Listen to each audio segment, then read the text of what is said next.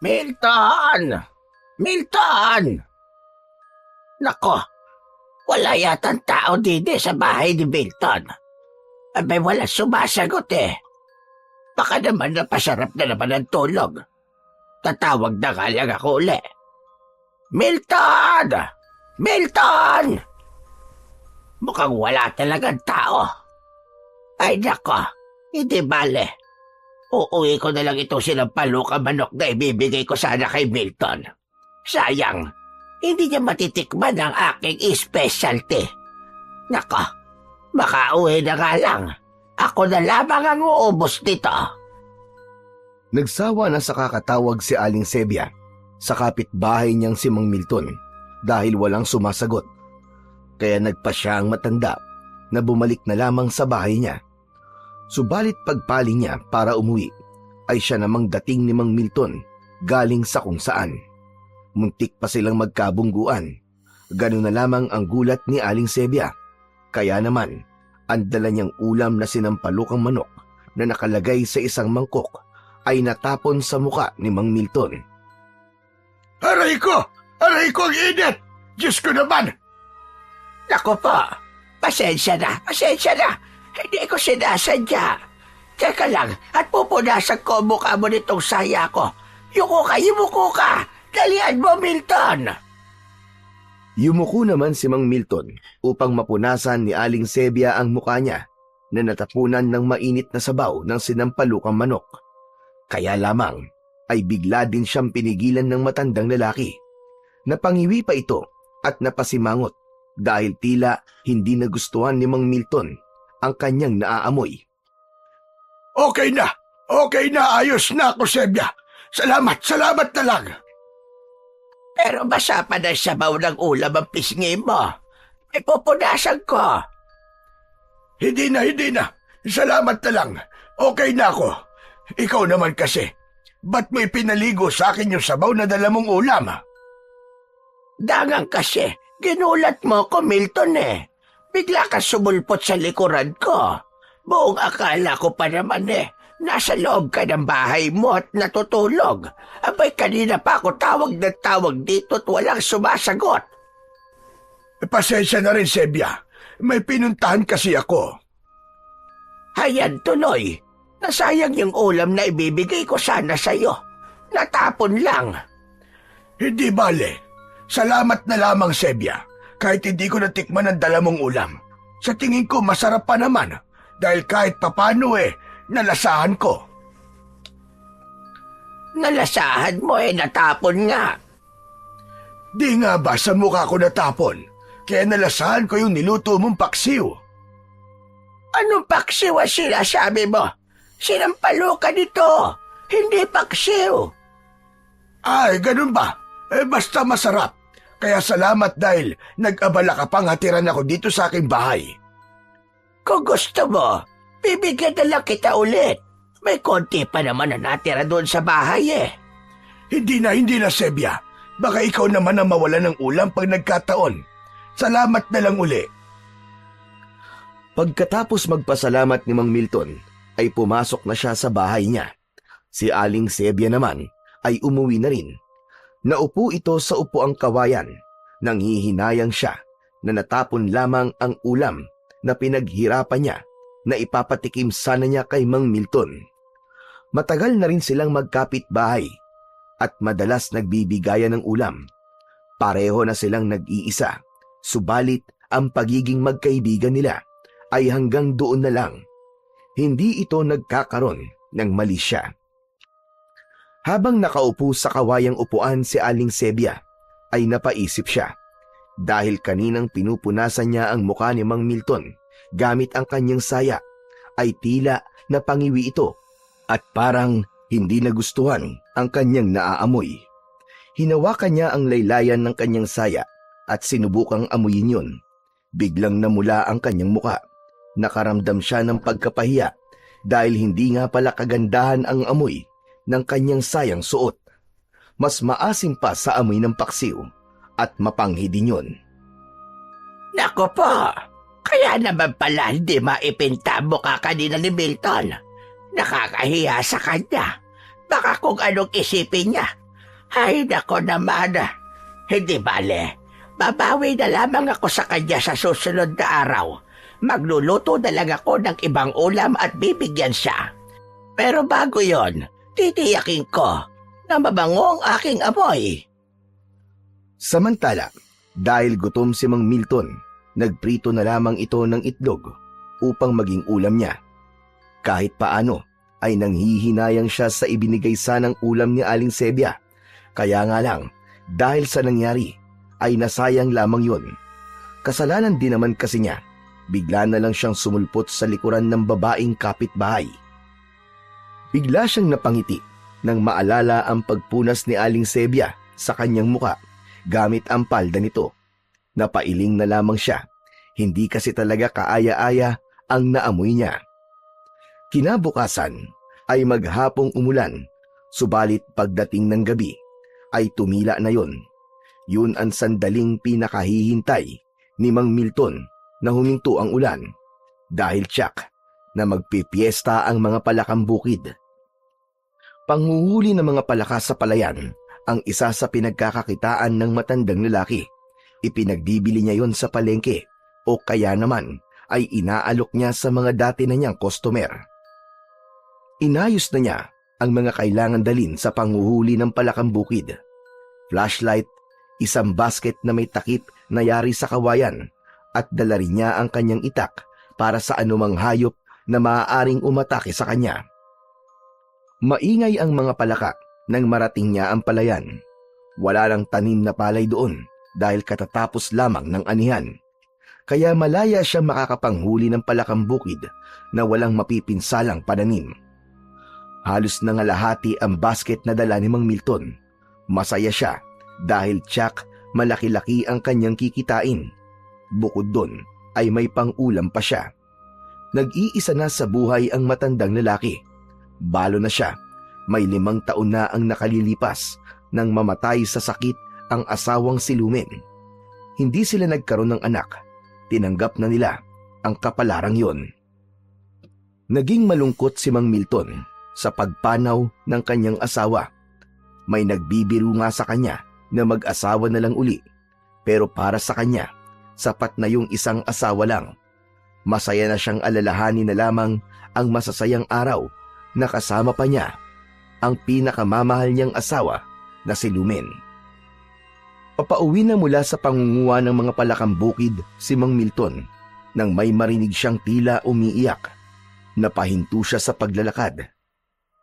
Nagpalinga-linga pa siya sa paligid upang hanapin ang pinanggagalingan ng naririnig niyang umiiyak. Lumapit siya sa isang madilim na lugar kung saan ay may malaking puno ng balete. Nakita niya roon ang isang babae na nakayuko habang umiiyak. Kinabahan si Mang Milton. Agad pumasok sa isip niya na baka isang aswang ang babaeng yon, kaya hinawakan niya ang puluhan ng itak na nasa kanyang bewang. Humanda daw talaga ang aswang na ito. Isang maling kilos lang ay may paglalagyan ito. Yun ang nasabi niya sa kanyang isip. Ineng! Ineng! Ayos ka lang ba? Abe, ano nangyayari sa'yo? Hindi sumagot ang babaeng kausap ni Mang Milton, kundi patuloy lamang ito sa paghikbi. Anong maitutulong ko sa'yo, Ineng? May sumalbahe ba sa'yo? Hindi pa rin siya pinapansin ng babae. Nakayuko pa rin ito at tila hindi siya naririnig. Kaya lalong kinabahan si Mang Milton, ngunit kanina pa siya nakahanda sa kung anong maaaring mangyari. Dahil baliwala sa babaeng umiiyak ang ipinakita niyang pag-aalala at pagkabahala, kaya naisip ni Mang Milton na posibleng ito'y alagad ng dilim. Lalo na't mas piniling tumambay sa may puno ng balete, kaya nagpasya na ang matandang lalaki na umalis na lamang. Nakakailang hakbang pa lamang siya nang marinig niyang may tumawag sa kanya. Sandali lang po, Manong. Pakiusap. Huwag po muna kayong umalis. Napahinto sa paglalakad si Mang Milton. Bumalik siya sa kinaroroonan ng babae. Pasensya na po kayo kung di ako sumagot sa mga tanong niyo kanina. Hindi ko pa rin po kasi alam ang gagawin ko. Aba, ano ba nangyayari sa'yo? Kailangan mo ba ng tulong? Saka, taga saan ka ba? Galing po ako sa malayong lugar. Pero hindi na po ako maaaring bumalik. Natatakot po ako. Kung ganon, wala ka matutuluyan, ganon ba? Tama po kayo, wala nga po. Kaya nga po, hindi ko po alam ang gagawin ko. Kung okay lang sa'yo, maaari ka munang tumuloy sa bahay ko. Nag-iisa lang naman ako ron. Ho? Pero... Huwag kang mag-alala. Hindi ka dapat matakot, Ining. Mapagkakatiwalaan mo ko. At hindi ako masamang tao. Halika, tumayo ka riyan. Iniabot ni Mang Milton ang kanyang kamay sa babae. Humawak naman ito na tila nagpapatulong para siya makatayo. Inalalayan siya ng matanda. Nang makatayo na ang babae, nakita ni Mang Milton ang kalagayan nito. Buntis siya at marahil ay nasa 6 o 7 buwan na ang kanyang tiyan. Aba, buntis ka pala. Opo, at hindi ko po alam ang gagawin ko at kung saan po ako pupunta. Halika, sumama ka na lang sa bahay. Ako na muna ang bahala sa'yo. Ay teka, ano nga pala ang pangalan mo? Clara po. Kayo po, Manong. Ano pong pangalan niyo? Milton ang pangalan ko. Doon ka na lang muna sa bahay ko. Mas ligtas ka doon kesa naman sa ganitong lugar. Ramdam ni Clara ang kabutihan ng puso ni Mang Milton, kaya agad ay nagtiwala siya sa matanda. Lumakad na sila papauwi. Medyo hirap sa paglalakad ang babae na tila may iniinda sa kanyang paa, kaya nakaalalay naman sa kanya ang matandang lalaki hanggang sa makarating sila sa bahay niya. Itinabi muna ni Mang Milton ang mga nahuli niyang palakang bukid sa isang lalagyan at bukas ng maaga niya dadalhin yun sa palengke upang dalhin sa suki niyang tindera. Dahil hindi pa siya nagugutom, kaya ipinaghanda na lang muna niya ng pagkain si Clara.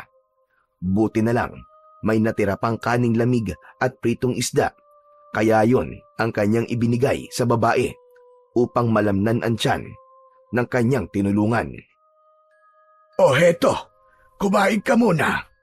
Pasensya ka na rito sa pagkain na ihanda ko. Ito lang kasi ang meron ako. Okay lang po. Ang mahalaga po ay may makakain po ko. Kaninang umaga pa po kasi ako hindi kumakain. Abay, ganun ba? Kawawa ka naman. O sige na, Clara. Kumain ka na. Nagsalin ng tubig sa baso si Mang Milton at inilagay yon sa mesa sa harap ng babae. Iniwan na muna niya si Clara upang makakain ng maayos. Maya-maya na lamang niya ito kakausapin upang tanungin ng ilang bagay na ibig pa niyang malaman.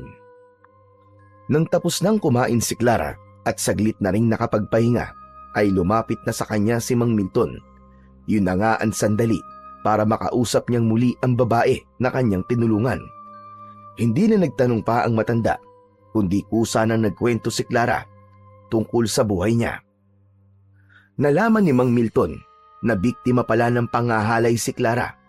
Hindi niya alam kung sino ang gumawa noon dahil may kung anong ipinaamoy sa kanya upang mahilo siya at mawalan ng malay.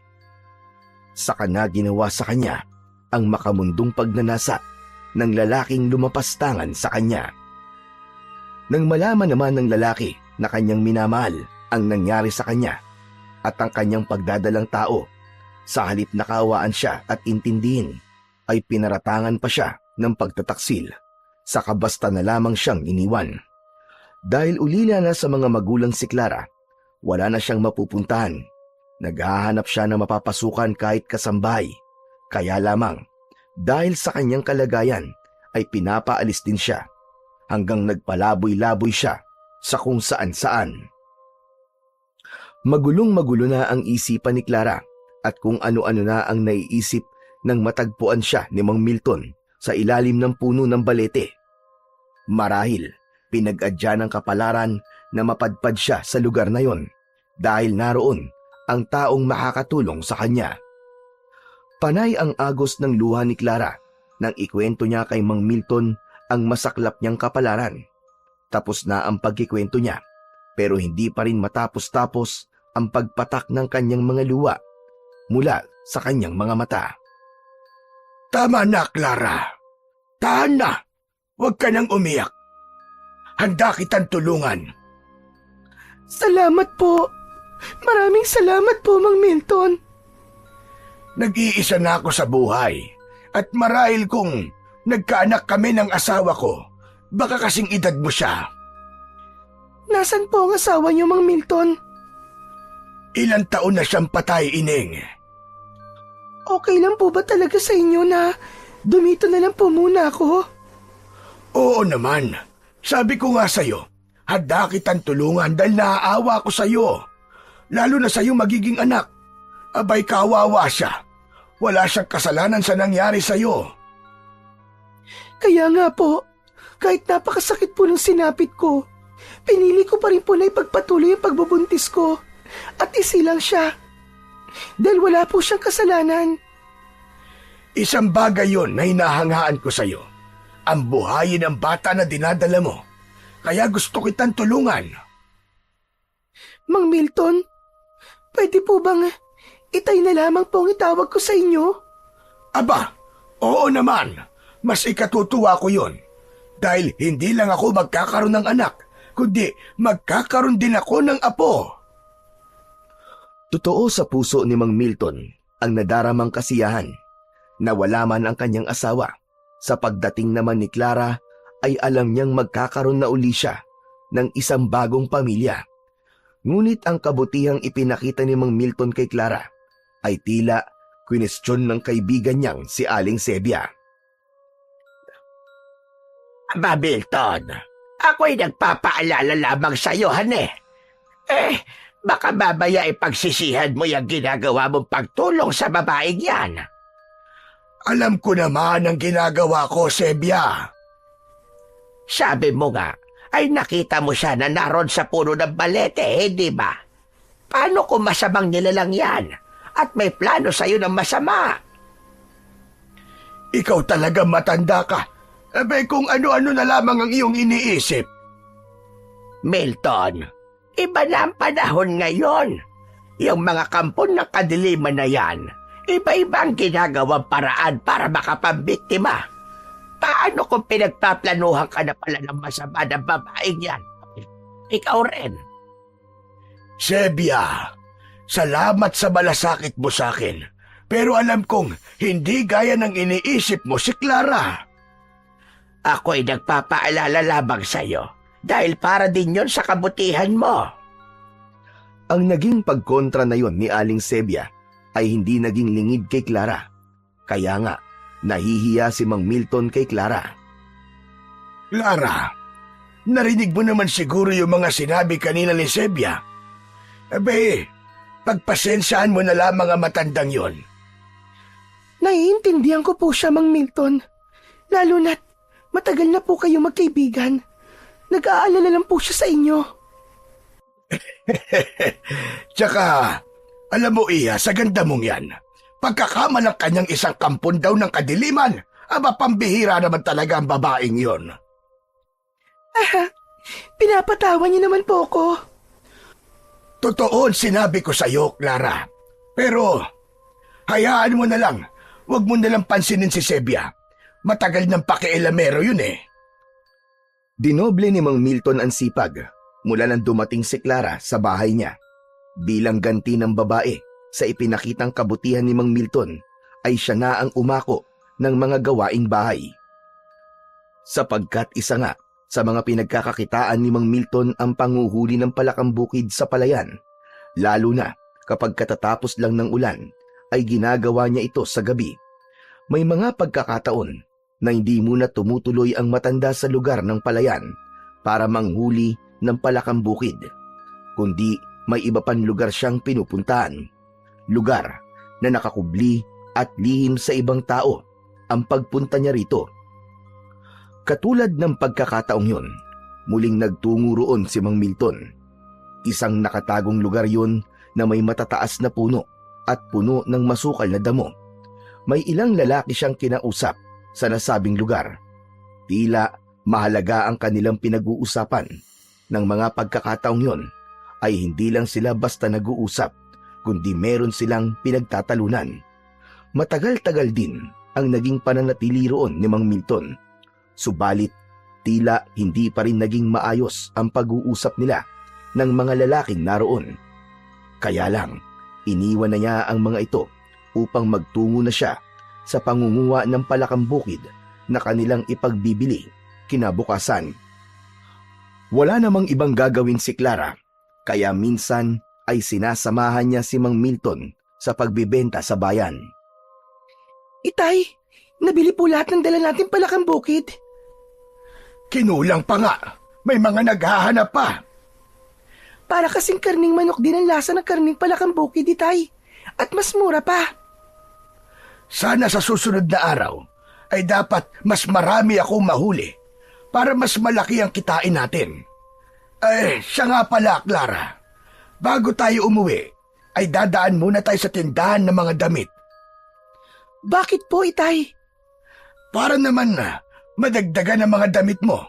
Iilang piraso lang kasi. Okay na po sa akin yung mga lumang damit ng asawa nyo.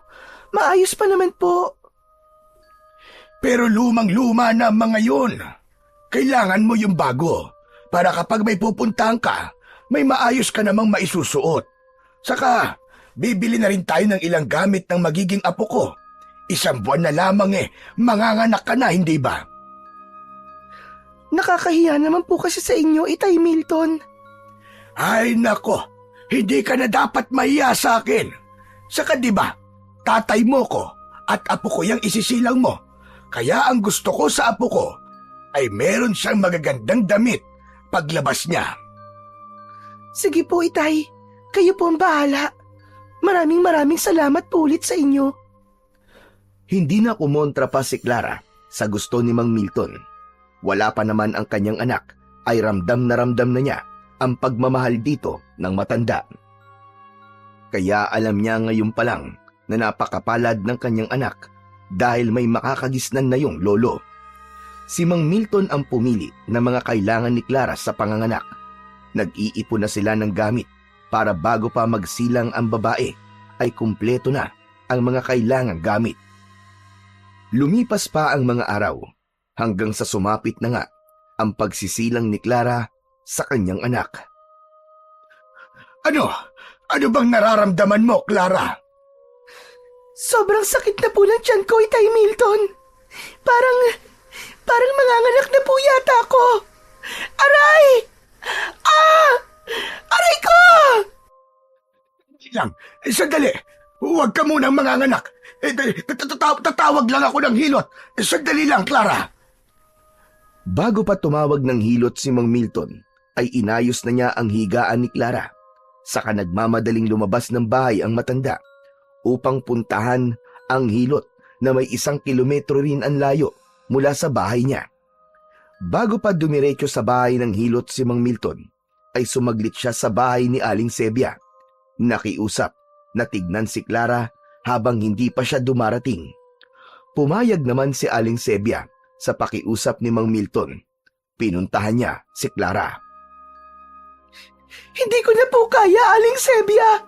Lalabas na po yata ang sanggol. Aray ko! Nako, wag na muna, Clara. Hindi naman ako kumantrona. Paano ba ito? Hindi ko rin alam ang gagawin ko. Dahil hindi naman ako nagkaroon ng anak. Hindi ko na po talaga kaya.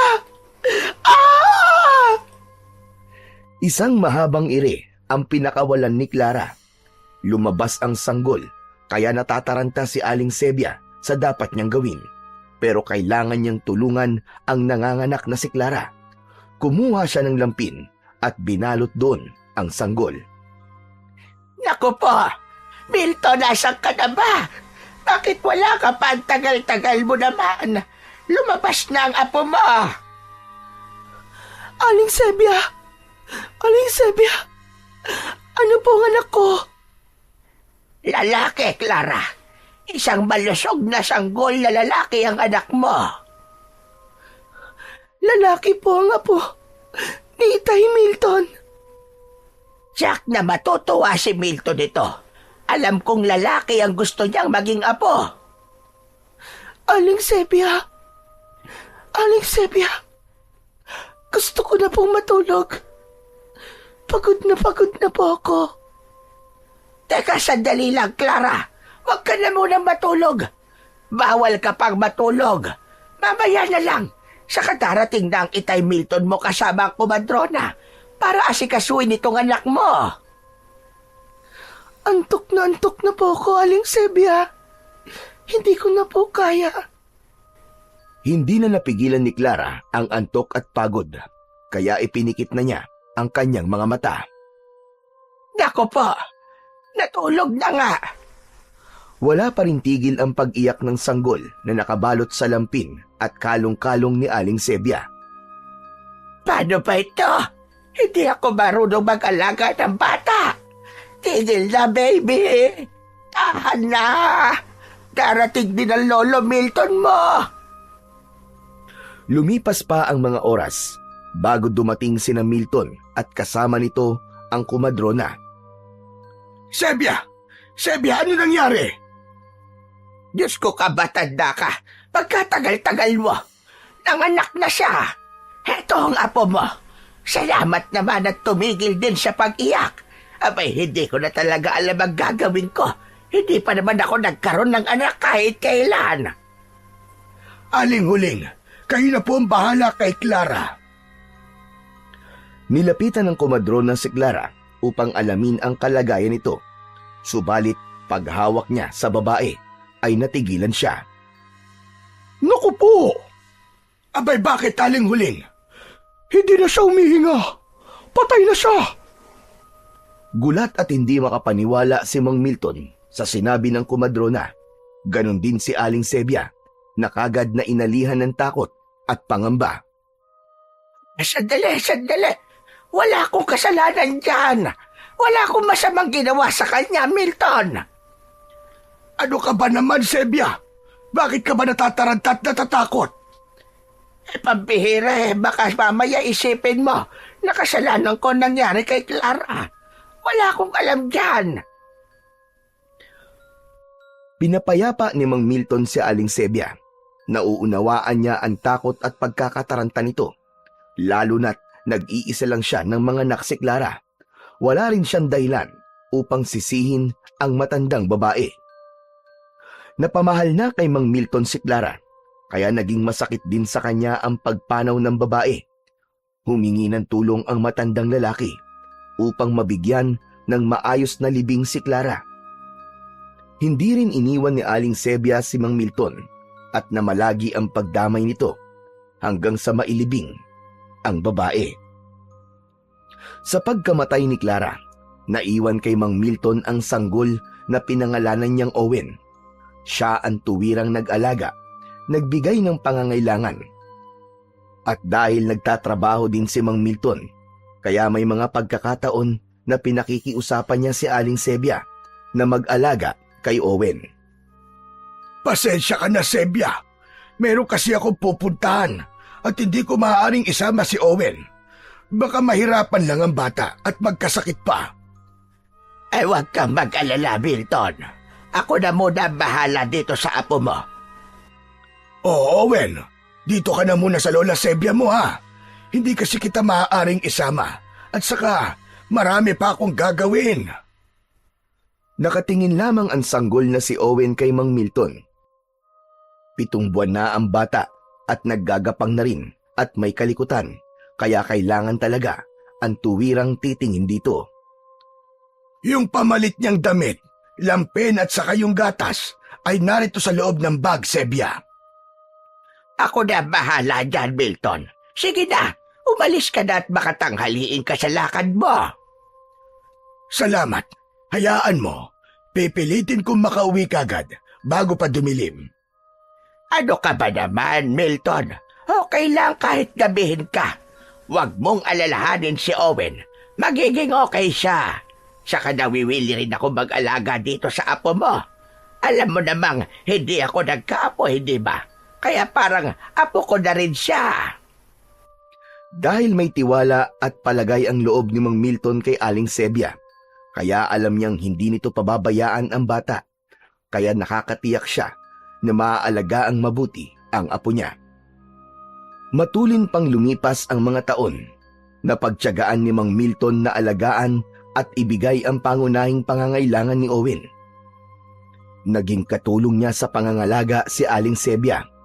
Lumaking mabait, subalit may kakaulitan at matalino ang batang si Owen. May kasipagan din ang bata at nagiging katuwang ni Mang Milton sa kanyang mga gawain, lalo na sa panguhuli ng mga palakang bukid na kanyang pinagkakakitaan. Sa edad na 10 taon ay malaking tulong na ang bata sa kanyang Lolo Milton. Lolo Milton, tingnan niyo po oh. Tingnan niyo po yung nahuli ko mga palakang bukid. Sandali po, tatanggalin ko lang po ang takip nitong timba. Aba, marami-rami yan ah. Opo, Lolo. Marami po kasi dun sa pinuntahan ko eh. Grupo-grupo po sila. Naku, kung makikita niyo po, tumpok-tumpok po talaga yung mga palaka. Siguro po, magkakaibigan po sila yung para pong magtotropa po tas nakatambay po sila dun. Siguro nga. Pero dapat mag-iingat ka lagi sa panguhuli ng palakang bukid ha. Pagkain din kasi to ng mga ahas. Pero Lolo, wala naman po akong nakikitang ahas dun eh. Baka po, takot po sila sa akin. Lokong batang ito. Ba't naman matatakot sa iyo ang ahas? Kasi po, lagi rin po ako may dalang itak eh. Tsak, tagpas po ang ulo niya kapag tinuklaw po niya ako. Ikaw talagang bata ka. Dinadaan mo palagi sa yabang. Lolo, hindi po yun pagyayabang no. Talagang kaya ko nga pong tagpasin ang ulo ng ahas kung makikita ko po siya. O sige na, sige na. Naniniwala na ako sa iyo. Mabuti pa siguro umuwi na tayo. Okay na itong nahuli kong palakang bukid. Sige po Lolo, para makapagpahinga na rin po kayo. Marami-rami naman na itong nahuli kong mga palakang bukid. Kaya bukod po sa may maiulam na tayo, meron din po tayong pambenta. Owen, apo, hindi ka ba nagsasawa na laging palakang bukid ang ulam? Hindi naman po Lolo. Kasi po, iba-iba naman po ang ginagawa niyong luto eh. Minsan prito, o kaya ay ginataan, o kaya ay tinola. Kaya di po ako nagsasawa. Walang sinabi ang karning manok sa sarap ng karning palakang bukid, Lolo. Lumaki si Owen na katulad ng pangkaraniwang bata. Nakikipaglaro kasama ang mga kagaya niya. Isa sa pinakamalapit sa kanyang kaibigan ay si Kokoy. Ikaw talaga, Owen, oh. Ang tagal-tagal mong dumating. Kanina pa kita hinihintay para magpalipad tayo ng saranggola eh. Eh may ipinagawa pa kasi sa akin si Lolo Milton eh. O ayan ka na naman. Ang dami-dami mo na namang palusot. Hoy, ano ka ba, Kokoy? Totoo yung sinasabi ko, no? Tinutulungan ko pa nga si Lolo Milton sa mga trabaho niya eh. Minsan kasi, sumasakit na yung rayuma niya sa tuhod. Mahal na mahal mo talaga ang lolo mo eh, no? Oo naman. Lolo ko yun eh. Pero Owen, totoo ba? Ang alin, Kokoy? Hindi mo raw tunay na lolo si Lolo Milton? Oo, Kokoy, tama ka. Totoo yun. Saka, hindi rin yun itinago sa akin ni Lolo. Pero kahit hindi niya ako tunay na apo, mahal na mahal ako ng Lolo Milton ko. Kung sa bagay, nakikita ko naman yun eh. Lahat ng gusto mo, binibigay niya. Nung nag-birthday ka nga, nung ika-10 birthday mo, ang dami mong handa. Oo, madami talaga. Daming handang pritong palakang bukid. Ayos nga yun eh. Ang sarap nga eh. Ang dami ko kayong nakain ng birthday mo. Eh malakas ka naman talagang kumain eh. Kaya nga, ang taba mo na, Kokoy eh. Hoy, grabe ka naman sa akin. Malusog lang ako, Owen, no? Tara na nga, magpunta na tayo sa may burol. Mas malakas ang hangin doon para makapagpalipad na tayo na saranggola. Dami-dami mo nakikita. Puno ng kasiyahan ang kabataan ni Owen. Lumaki man siya na walang ina at walang ama. Subalit, sobra-sobra naman ang pagmamahal na inuukol sa kanya ni Mang Milton na tumayong tatay, nanay at lolo ni Owen. Nag-iisa sa bahay si Mang Milton dahil nakikipaglaro ang apo kasama ang kaibigang si Kokoy. Nang may dumating na hindi inaasahang panauhin ng matanda na ikinagulat niya. Anong kailangan mo? Ba't nandito ka? Hindi sumagot ang nilalang na kausap ni Mang Milton. Dalawang lalaki yun na tila may mahalagang sadya. Bakas sa matanda ang pagkagulat at pagtataka. Samantalang kunot ang noo na tila galit ang taong kanyang kaharap na ayaw namang magsalita. Nakikiusap ako sa'yo. Huwag niyo na akong puntahan dito sa bahay ko. Nananatiling nakatingin lamang ang dalawang lalaki kay Milton. Subalit sa mga tingin nito sa matandang lalaki ay nababasa naman ng matanda ang ibig ipahiwatig sa kanya ng mga ito. Pakiusap! Umalis na kayo rito sa bahay ko. Nakikiusap ako sa inyo. Hindi pa rin umalis sa pagkakatayo ang dalawang lalaki. Sige na, pupunta na lamang ako sa tagpuan. Ayokong pag-usapan dito kung ano man ang pakay nyo. Pangako darating ako. Saka alam kong hindi nyo ako titigilan katulad ngayon. Kaya sige na, umalis na kayo, pakiusap. Hindi na sumagot pa ang kausap ni Mang Milton. Tumalikod na ang dalawang lalaki at umalis na ang mga ito. Pagkabahala naman ang mapapansin sa reaksyon ng matandang lalaki. Naroon sa dibdib niya ang pagkabahala at takot. Lintik na yan. Ayaw talaga nila akong tigilan. Hindi sila pumapayag sa aking ipinapakiusap sa kanila. Ayaw nila akong pakinggan. Mahiwaga at puno ng palaisipan ang binitiwang salita ni Mang Milton. Sino nga kaya ang mga nilalang na pumunta sa kanyang tirahan? At ano nga kaya ang pakay ng mga ito? Samantala, ng hapong yun, mula sa pakikipaglaro sa kaibigang si Kokoy, ay masayang umuwi si Owen. Masayang nagkwento sa kanyang lolo tungkol sa naging pagpapalipad nila ng saranggola ng kanyang kaibigan. Ayos! Ang sarap magpalipad talaga ng saranggola, Lolo Milton. Ang saya-saya. Tapos, ang taas po ng saranggola. Para nga pong eroplano na sumasayaw-sayaw po sa impapawid eh. Para nga pong tatangayin kami ni Kokoy nang lumakas po yung hangin. Nagsigawan po kami. Buti na lang po, tinulungan kami ng ibang bata para di po kami tangayin. Pero Lolo, grabe, ang saya po talaga nun. Masayang nagkikwento si Owen sa kanyang lolo. Kaya nga lang, tila walang reaksyon ang matanda na tila hindi niya napapakinggan ang mga sinasabi ng bata. Nagtaka siya dahil hindi naman ganun ang kanyang lolo. Lo? Teka po, okay lang po ba kayo, Lo? Hindi pa rin kumikibo si Mang Milton. Malalim ang iniisip ng matanda na tila naglalayag yon sa kung saan. Lo, ano po ba? Lolo naman no, namamatanda na po yata kayo eh. Kanina pa po ako daldal ng daldal dito, hindi naman po pala kayo nakikinig. Tinapik-tapik ni Owen ang balikat ng kanyang lolo.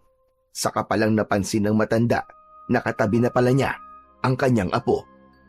Aba, Owen, apo, dumating ka na pala.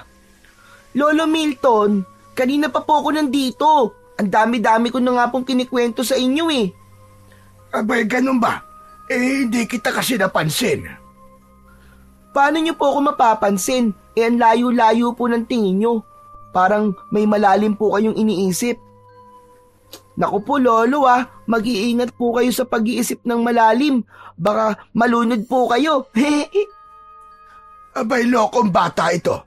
Kung ano-ano sinasabi mo. Yan, ganyan po Lolo.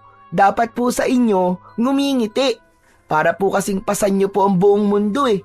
Katulad nung napanood ko pong lumang pelikula ni Sharon Cuneta. Meron lang akong iniisip, apo. Lolo, ano po bang iniisip nyo? Baka pwede ko po kayong tulungan. Si Lola Sebia po ba? Aba, ikaw na bata ka. Kung ano-ano sinasabi mo. Magkaibigan lang kami ng Lola Sebia mo, no? Nagtatanong lang naman po ako, Lolo eh. Pero teka, Lo, ano nga po ba ang problema nyo? Kasi nga po, gusto ko po matulungan po kayo. Hindi na, apo. Kaya-kaya na ito ng lolo mo. Ay siya nga pala, nagugutom ka na ba? Mabuti pa kumain na muna tayo. Oo nga po, Lolo. Kanina pa po ako gutom na gutom eh. Teka, huhulaan ko po ang ulam natin. Ano pa nga ba, kundi palakang bukid. Pero hindi prito, apo, kundi adobo sa gata. Wow! Ang sarap po nun, Lolo! Naghanda na ng kanilang hapunan si Mang Milton. Maaga silang kumain para maaga rin silang makapagpahinga. Dahil bukas ay may kailangan silang gawin ni Owen. Lilinisin nila ang taniman ng gulay para sa bagong punla na dapat nilang itanim. Nauna nang nakatulog si Owen ng gabing yon. Hindi naman dalawin ng antok si Mang Milton dahil ginugulo pa rin ang isip niya. Maya-maya ay nakaramdam siya ng kung anong ingay mula sa labas ng kanilang bahay. Mas mabibigat na yabag yun. Napatayo mula sa pagkakahiga si Mang Milton. Hindi ko gusto tong kutob ko. Masama ang nararamdaman ko. Sumilip sa siwang ng bintana ang matandang lalaki. Nanlaki ang kanyang mga mata sa kanyang nakita. Hindi siya maaaring magkamali. Gusto talaga nilang manggulo.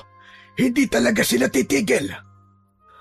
Nagtungo na sa likod ng pintuan si Mang Milton.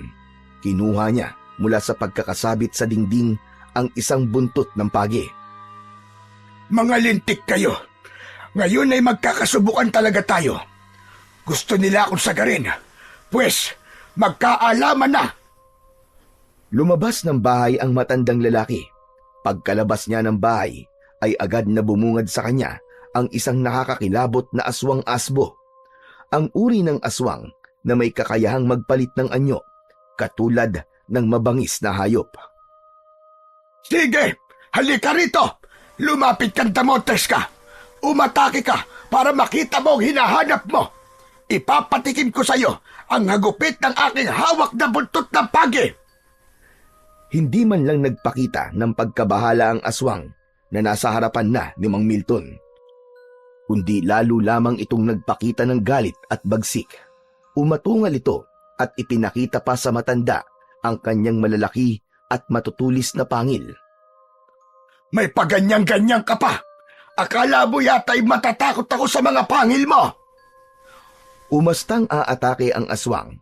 Bago pa nagawa yun ng halimaw, ay iwinasiwas na at pinaikot-ikot ni Mang Milton sa ere ang hawak na buntot ng pagi. Saka pinatamaan ng aswang na nasa harapan. Tinamaan ng buntot ng pagi ang halimaw. Hindi man napuruhan ang aswang, subalit napahiyaw ito. Iba ang sakit na dulot ng hawak na sandata ni Mang Milton. Pinaikutan ng halimaw ang matanda.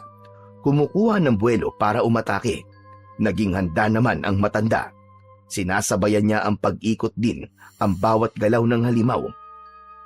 Muli ay pinaikot-ikot ni Mang Milton ang hawak na buntot ng pagi. Nadaplisan ng mukha ng aswang.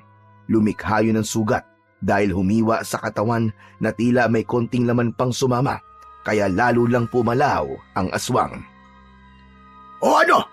Hindi mo ba ako titigilan? O baka gusto mo nang tuluyang magkasugat-sugat ang katawan mo? Sige, lumapit ka pa. Lapit, bilisan mo. Pumorma ka. Akala mo yata'y matatakot ako sa'yo. Huwag ako, dahil alam na alam ko kung paano haharapin ang kagaya mo. Dahil hindi nagpakita ng takot si Mang Milton, ay nagdalawang isip ang aswang kung muli pa ba niyang aatakihin ang matanda. Hanggang sa nagpasya itong umalis na lamang. Tumakbo patungo sa kadiliman at doon ay nawala ito. Akala mo ha? Naduwag ang aswang. Tumakas na siya. Kaya lamang, tsak na hindi yun ang huli niyang gagawing pag-atake dahil sa ginawa ko sa kanya. Tsak na mag-iipon siya ng lakas at malamang sa pagbabalik niya, mas marami na siyang kasama. Bumalik na sa loob ng bahay si Mang Milton. Inilagay na niya muli sa likod ng pintuan ang buntot ng pagi. Babalik na sana siya sa kanyang higaan nang makita niyang gising na ang apo niyang si Owen. Lo, saan po kayo galing? Sa labas, Apo. Ganitong oras po, lumabas pa po kayo, Lo? Ay, may inasikaso lang ako sa labas, Iho. Ano po yun, Lo? Ay, nako. Ikaw talagang bata ka. Ang dami-dami mong tanong. Lolo naman eh. Gusto ko lang naman pong malaman. Sige na, sige na. Matulog ka na uli. Ako'y babalik na rin sa pagtulog. Hindi na po ako inaantok, Lolo eh. Saka, kanina po parang may narinig po akong ingay sa labas. Ano po ba yun? Para pong may nag-aaway eh. Baka naman guni-guni mo lamang yon, Apo. Ayaw ni Mang Milton na guluhin ang isip ni Owen, kaya hindi na lamang niya sinabi kung ano bang nangyari sa labas ng bahay nila.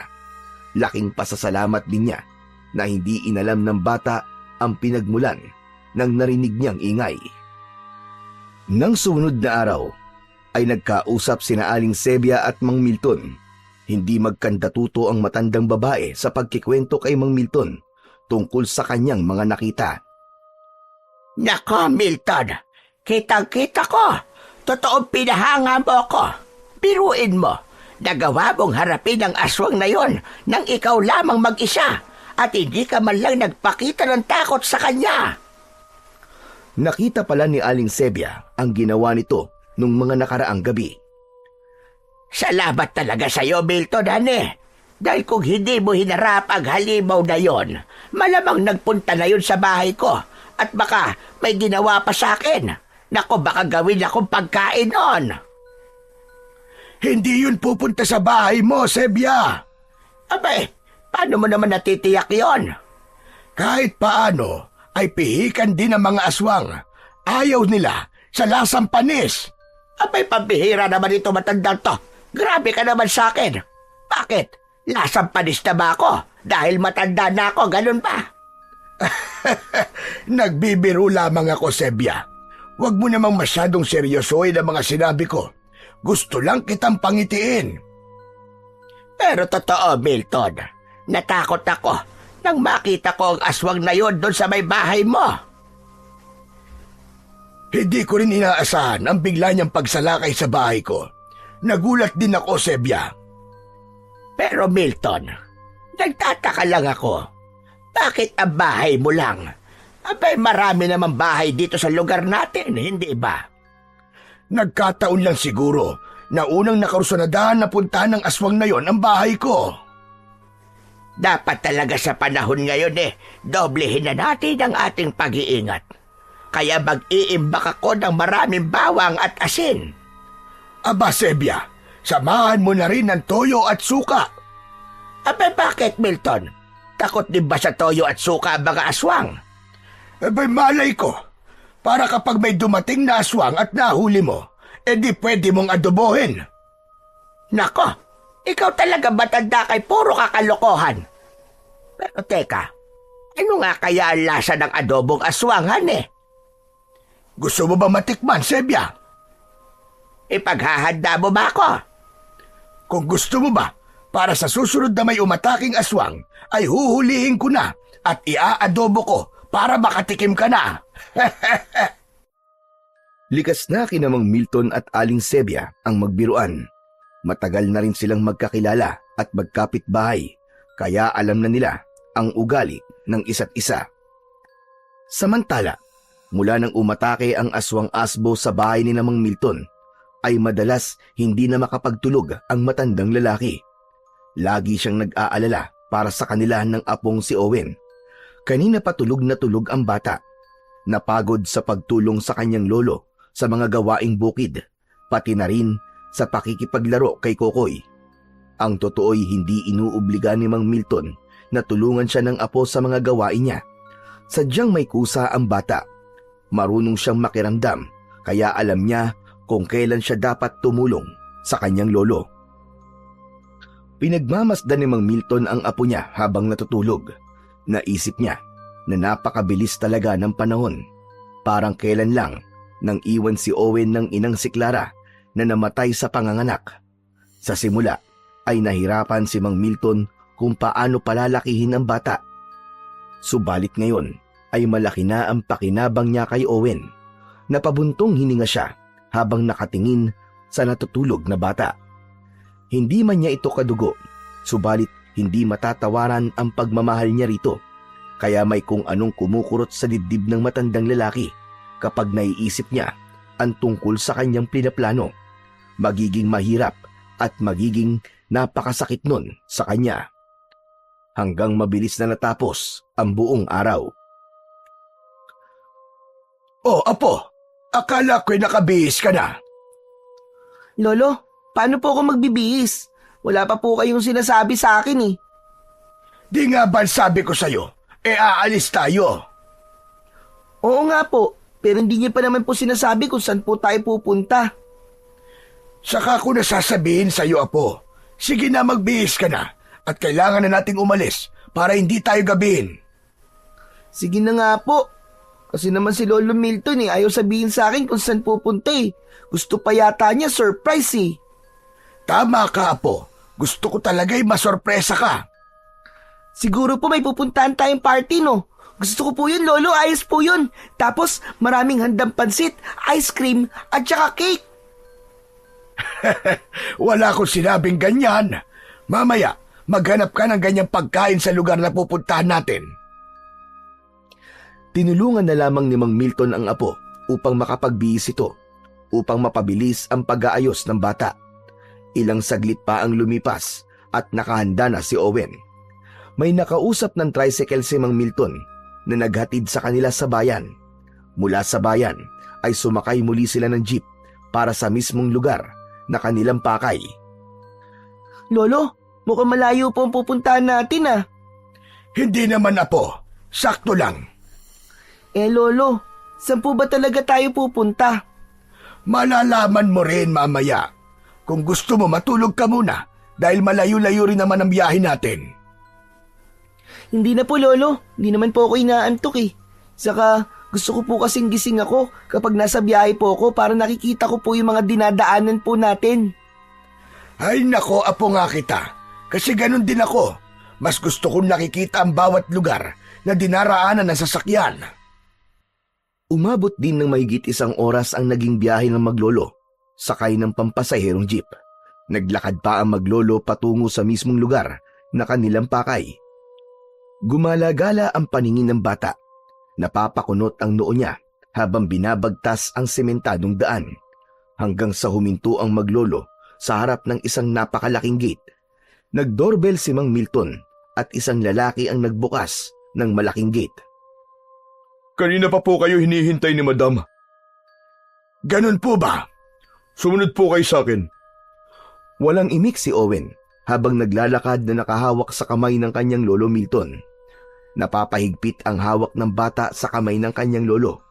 Hindi pa rin maintindihan ni Owen bakit sa ganung lugar sila nagpunta ng kanyang lolo. May pangamba na bumangon sa dibdib ng bata. Tahimik naman si Lolo Milton na pakiramdam niya'y nagiging mabigat ang kanyang paghakbang sapagkat ang totoo'y hindi rin niya gusto ang kanyang gagawin. Subalit yun ang alam niyang nararapat. Isang matabang babae ang humarap kay Mang Milton. Humamay ito sa kanya na nagpapahiwatig na nagkausap na sila nito bago pa ang pagpunta nila doon ni Owen. Ang babaeng kausap ni Mang Milton ang siyang nagpapatakbo ng lugar na yon. Isa itong bahay ampunan. Doon isinama ni Mang Milton ang kanyang apo. Ipapaampon ni Mang Milton si Owen. Ang naging paliwanag at dahilan ng matandang lalaki sa namamahala sa center ay hindi niya na kayang buhayin pa ang bata. Matanda na siya at may sakit, kaya kailangan ni Owen ang lugar kung saan ay maaalagaan ito at magiging komportable. Dito po sa center ay magkakaroon na maraming kaibigan si Owen. Hindi pa lang kasi niya nakikita ang ibang bata dahil nasa loob pa po sila at nag-aaral. Oras kasi ngayon ng kanilang pag-aaral. Lolo, ayoko po dito. Lolo, umuwi na po tayo. Ang gusto nga lang ng lolo mo ay dumito ka. Mas maaalagaan ka rito, iho. Hindi ka sasala sa oras ng pagkain. Basta ayoko po dito, Lolo. Okay na po sa akin ang prito at adobong palakang bukid. Kahit yun po lagi ang pagkain ko, ayos na po sa akin. Basta kasama ko po si Lolo Milton. Mang Milton, mukhang mahihirapan po kayong iwan dito ang bata. Mama, Hindi po. Saka nag-usap na tayo. Makabubuti kay Owen kung mananatili siya rito. Mas ligtas siya at makapag-aaral pa siya. Lolo, ayoko po dito. Tara na po, umuwi na po tayo. Saka maglalaro pa po kami bukas ni Kokoy eh. Magpapalipad pa po kami ng saranggola. Mabigat sa loob ni Mang Milton ang eksenang yon sa loob ng opisina ng bahay ampunan. Tila nagbabara ang kanyang lalamunan, lalo na't nakikita niyang nagsisimula ng umagos ang luha sa mga mata ni Owen. Ayaw na ayaw nitong magkahiwalay sila. Kailangan tatagan ni Mang Milton ang loob niya. Hindi niya dapat ipakita sa bata ang kanyang kahinaan. Owen, maiiwan ka na rito. Desisyon ko yon at hindi na magbabago. Agad na umagos ang luha sa mata ni Owen. Umiiwas na tumingin si Mang Milton sa bata. Hindi niya kayang makita ang pag-iyak nito. Kaya lang, ramdam na ramdam sa boses ng bata ang sakit ng kalooban. Lolo Milton, akala ko po ba't sabi niyo mahal niyo po ako? At hindi po tayo mag-iiwalay. Pero bakit ngayon po iiwan niyo po ako dito? Bakit gusto niyo po akong ipamigay dito sa ampunan? Ayaw niyo na po ba sa akin? Oo, ayoko na sa'yo. Matigas ang ulo mo. Hindi po totoo yan, Lolo. Hindi po ako naniniwala. Nagjo-joke lang po kayo, hindi po ba? Loko ka ba? Bakit ako magjo-joke? Hindi joke yon. Talagang ayaw ko na sa'yo. Hindi po totoo yan. Nagsisinungaling lang po kayo, hindi po totoo yan. Totoo yon. Ayoko na sa'yo. Dahil matigas ang ulo mo. Hindi mo ako sinusunod. Wala kang ginawa, kundi lagi na lamang maglaro. Sige po, Lolo. Hindi na po ako maglalaro. Tutulong na lamang po ako lagi sa inyo. Ako na po maglilinis palagi ng bahay. Kahit ano po gagawin ko, Lolo Milton. Basta wag niyo lang po akong iwan dito. Ayoko po dito. Gusto ko po doon sa bahay natin. Hindi. Dito ka na. Sa kasawan-sawa na ako nakasama ka. Pabigat ka lang sa akin. Ayoko nang kasama ka pa. Kaya dito ka na lang. Ayoko na sa'yo. Ayoko na. Ayoko na sa'yo. Naiintindihan mo ba yon? Hindi po totoo yan. Hindi po totoo yan. Tumayo si Mang Milton. Nagpaalam na ito sa babaeng namamahala sa ampunan. Subalit biglang yumakap ng maigpit si Owen sa kanyang lolo Milton. Yakap na tila ayaw bumitiw habang panay ang agos ng luha sa mga mata. Ayoko po dito, Lolo. Ayoko po dito. Please po, Lolo. Promise po, hindi na po ako magiging pasaway. Hindi na po ako magrereklamo. Lalo po ako magsisipag. Kahit pa ulit-ulit po na palakang bukid ng ulam ko po, okay lang po yun. Hindi po ako magrereklamo. Basta wag niyo lang po akong iwan dito, Lolo. Wag niyo po akong iwan dito. Ano ka ba, Owen? Bitiwan mo nga ako. Huwag mong hilahin ang pantalong ko. Di ba sabi ko sa'yo? Ayoko na sa'yo. Dahil pahirap ka lang sa buhay ko. Hindi ko na kayang alagaan ka pa. Hindi po ako magpapaalaga sa'yo, Lolo. Magpapakabait po ako. Huwag niyo lang po akong iwan dito. Pilit na inalis ni Mang Milton ang maigpit na pagkakayakap ni Owen sa kanyang bewang.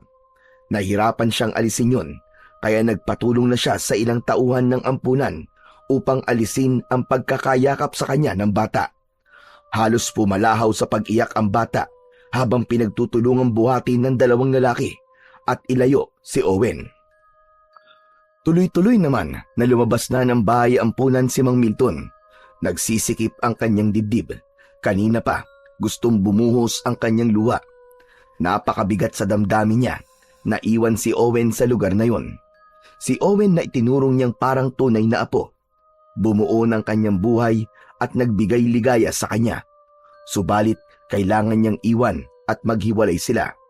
Nang ganap nang makalabas si Mang Milton sa loob ng bahay ampunan, saglit itong sumandal sa pader sa labas at doon niya inilabas ang kanyang mabigat na emosyon. Bumuhos din ang masagana niyang luha mula sa kanyang mga mata.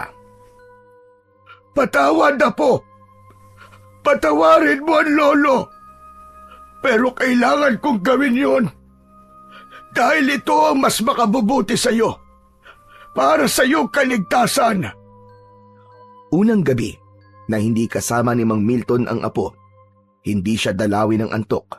Sa bawat pagpikit niya ay mukha ni Owen ang kanyang nakikita. Dapat niya nang sanayin ang kanyang sarili na hindi nakasama ang bata. Ipinagtaka naman ni Aling Sebia na hindi niya na nakikita si Owen, kaya nag-usisa ito kay Mang Milton. Nasaan na ba ang apo mo, Milton? Ilang araw ko nang hindi nakikita.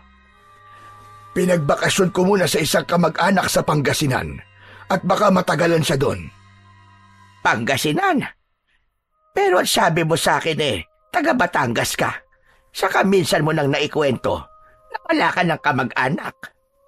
Mali ka, Sebia. Baka nakalimutan mo lang. Milton, nasan nga ba si Owen? Makulit ka rin Sebia.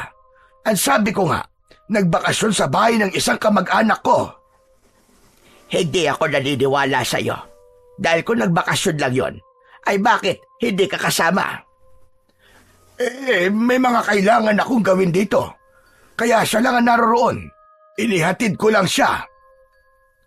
Milton, may problema ka ba sa apo mo? Ano ba naman tanong yan, Sebia? Saka kung ayaw mo akong paniwalaan, bahala ka. Tinalikuran na ni Mang Milton si Aling Sebia. Napakunot na lamang ang noo ng matandang babae. Iba pa rin ang kutob niya dahil pakiwari niya ay hindi nagsasabi ng totoo si Mang Milton. Maging ang batang si Kokoy ay pinuntahan ang bahay ni Owen dahil hindi na ito dumarating sa kanilang madalas na tinatambayan. Wala na rin siyang kasama sa pagpapalipad ng saranggola. Kung anong sinabi ni Mang Milton kay Aling Sebia ay yun din ang sinabi niya sa batang si Kokoy. Kailan po uuwi ang kaibigan ko, Lolo Milton? Baka hindi na, Kokoy. Po? Doon na po si Owen? Naku naman! Masaya na rin kasi doon si Owen. May mga bago na rin siyang kalaro. Ano ba yan? Nakakalungkot naman. Hindi na pala kami magkikita ng kaibigan ko. Ramdam ni Mang Milton ang lungkot ni Kokoy. Malamang, ganun din ang nararamdaman ni Owen ng sandaling yon. Inalis na lamang ng matandang lalaki sa isipan ng apo. Ayaw na muna niyang isipin yon dahil nagpapahirap lamang yon sa kanyang kalooban. Samantala, naging malungkutin sa loob ng bahay ampunan si Owen. Maraming mga bata roon na halos kasing edad din niya. Kaya lang, mas pinili ng bata na mag-isa at hindi ito makipaglaro sa mga batang naroon sa bahay ampunan. Owen, iho, naghihintay sa labas sa mga bago mong kaibigan. Bakit hindi ka makipaglaro sa kanila? Okay na po ako dito sa loob ng kwarto. Nag-iisa ka lang dito. Ayaw ng lolo mo na makikita kang ganyan. Kaya kanya dinala rito ay para maging masaya at magkaroon ng maraming kaibigan. Babalikan pa po ako ng lolo ko dito. Alam ko po yun. Hindi niya po kaya na mawala ako. Babalik po siya. Owen, iho, mas magiging maayos ang buhay mo rito. Makakapag-aral ka pa. Kapag malaki ka na, pwede mong balikan ng Lolo Milton mo.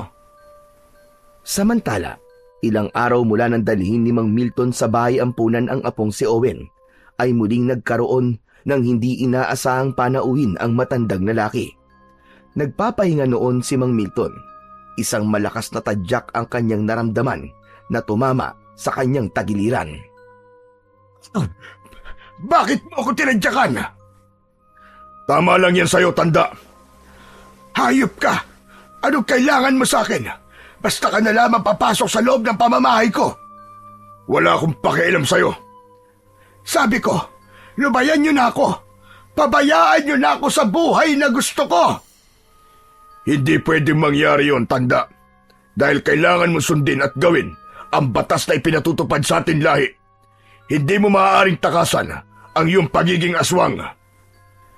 Kinalimutan ko na yon. Matagal na panahon nang pinatulog ko sa aking pagkatao ang pagiging aswang mula nang mamatay ang asawa ko. Dahil yun ang ipinangako ko sa kanya. Naiiwan ko na ang dati kong masamang ginagawa at magbabago na ng tuluyan. Sabi ko sa'yo, hindi mo basta-basta matatakasan ang lahing pinagmulan mo. Dahil aswang ka pa rin, nasa dugo mo ang pagiging aswang. Himala na lamang ang maaaring makapagpaalis niyan sa katauhan mo. Ayoko nang pumatay ng tao. Ayoko nang tumikim ng kahit na anong magpapaalala ng pagiging aswang ko. Kaya ba mas gusto mong pagtiyagaan na lamang ang mga karne ng palakang bukid? Hindi ka ba nagsasawa at nasusuka sa kakakain ng palakang bukid? Masarap pa rin ang dugo at laman loob ng tao. Magpapabata sa'yo, magpapalakas na katawan mo. Tignan mo nga ang itsura mo, patuloy sa pagkalubot at pagdanda ang itsura mo. Milton, masdan mo ang itsura ko sa itsura mo. Ako matipuno, malakas. Ikaw naman, nanghihina at nangungulubot na. Tama ka. Subalit may katiwasayan ang isipan ko ngayon. Kalokohan yung sinasabi mo. Boring at ang lungkot ng buhay mo, Milton. Masyado ka lamang nagpaloko sa asawa mo. Naging sunod-sunuran ka sa kanya. Kaya pati pagiging laing aswang mo, tinalikuran mo, gayong aswang ka pa rin. Wala kang pakialam sa buhay na pinili ko, Gardo. Nasaan ang bata? Anong ginawa mo sa kanya? Saan mo siya dinala? Hindi mo na kailangan malaman. Inalis ko siya rito para iligtas sa mga katulad mo. Talagang mas gusto mo pa mapahama ka kaysa ang isuko sa amin ang batang alaga mo. Dahil hindi ako papayag na gawin yung alay ang apo ko. Matagal ko siyang inalagaan at iningatan para lang kunin nyo at gawing alay. Dahil siya ang hinihingi ng ating Panginoon, ang Panginoon ng dilim, isang sariwan dugo. Bakit si Owen pa? Marami namang iba dyan. Pihi ka ng Panginoon ng dilim. Siya ang pumipili at kailangan sundin ang gusto niya. Hindi siya dapat nabibigo sa anumang naisin niya. Isa yun sa maigpit na dahilan ni Mang Milton kung bakit kailangang ilayo niya si Owen, kung bakit pinili niyang mahiwalay sa kanya ang bata upang maprotektahan niya ito mula sa tangka ng kampon ng kadiliman. Nais nilang gawing alay si Owen, bagay na hinding-hindi hahayaang mangyari ni Mang Milton. Mula pa nang tumira sa kanya ang ina ng bata na si Clara, ay nagsimula na siyang guluhin ng mga kampon ng kadiliman. Maging si Clara ay nakursunodahan din nilang kunin, subalit ipinaglaban yun at hindi pinahintulutan ni Mang Milton. Yun nga lang, nawala pa rin siya pagkatapos na isilang si Owen. Bukod sa nais gawing alay si Owen na mga kampon ng dilim, ay hindi rin kaya ni Mang Milton na ipaalam sa kanyang apo ang tunay niyang katauhan, ang pagiging isa niyang aswang asbo. Lalong hindi rin niya gustong isalin sa bata ang kanyang pagiging aswang, dahil alam niya kung ano ang hirap na maaaring pagdaanan. Nawawala ang kapayapaan, nagiging alipin ng kasamaan, at laging may ligalig ang buhay. Ilan lamang yon sa ayaw niyang maranasan at mangyari sa kanyang apo, kaya kahit napakasakit sa kanya, ay pinili niyang ilayo na lang si Owen, sapagkat ang hangad niya para sa bata ay isang normal at tahimik na buhay. Mula nang tumira si Owen sa bahay ampunan, ay wala siyang ibang iniisip kundi ang kanyang lolo Milton. May mga pagkakataon na umiikot siya sa kabuang paligid ng ampunan, nagmamasid at inaalam ang lugar na maaari niyang daanan. Sadyang hindi mapalagay si Owen, ang nais niya'y makatakas doon upang bumalik sa kanyang lolo. Samantala, naging palaisipan naman kay Aling Sebia ang mga ikinikilos ni Mang Milton, ang madalas nitong pagiging balisa at ang pagkakaroon ng mga taong pumupunta sa bahay nito na dati naman ay walang dumadalaw. Kaya nang minsang makasalubong niya sa daan ang matandang lalaki, ay hindi na napigilan pa ni Aling Sebia ang mag-usisa. Magandang araw sa iyo, Milton. Kumusta ka na nga pala? Para namang napakalayo ng bahay mo sa bahay ko. Madalas naman tayo nagkikita. Oo nga, pero halos hindi na tayo nagkakausap. Mula kasi nang hindi mo nakasama si Owen Parang nagi kang abala. Saka, may mga taong pumupunta sa inyo. Mga kakilala ko lang ang mga yon. May tinatanong lang sa akin. Buong akala ko, ay wala ka baga kaibigan. Kwan, kailan ko lang din sila nakilala. Sige na, Sebia, may kailangan pa akong gawin. Milton, talaga bang ayos ka lang? Oo naman, ayos na ayos lang ako. Bakit mo na itanong? Baka kasi kailangan mo ng tulong. Ako bilang kaibigan at kapitbahay ay nandito lang lagi. Napangiti na lamang si Mang Milton at nagpasalamat sa ipinapakitang pag-aalala at pagmamalasakit sa kanya ni Aling Sebia. Pero siya man ay nababahala dahil baka pati ang kanyang matandang kapitbahay ay madamay sa problema niya ngayon sa mga nilalang ng dilim na nanggugulo sa kanya. Tila ayaw talagang tigilan ng mga kampo ng dilim si Mang Milton.